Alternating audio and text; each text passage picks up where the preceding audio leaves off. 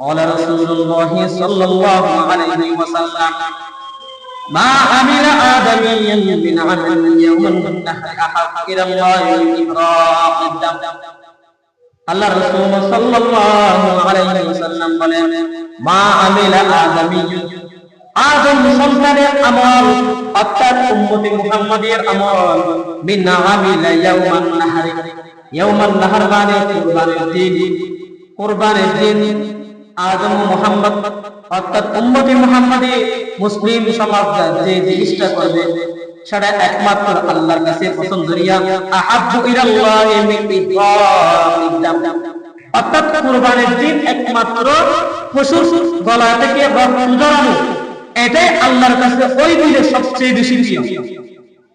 তাহলে কুরবানির দিনে সবচেয়ে প্রিয় আমল কি? একমাত্র পশুর গলা থেকে কি ঝরানো? রক্ত ঝরানো, এটাই হলো সবচেয়ে প্রিয় আমল।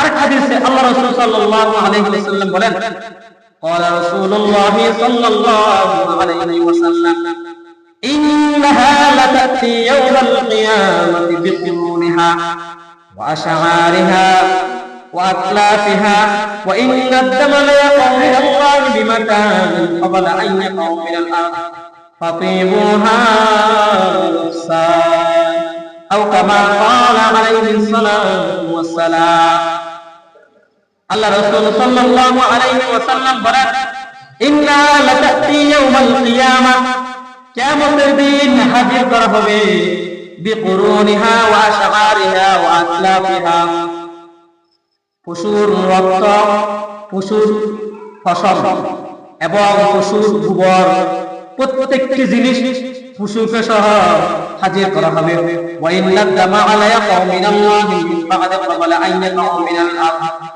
অর্থাৎ এই দিনে আল্লাহর জমিনে রক্ত মাটিতে পড়ার আগে আগে আল্লাহর দরবারে তার দোয়া কবুল হয়ে যায়। ফাতিবুহা নাফসা অতএব তোমরা আনন্দের সাথে কুরবানি করো।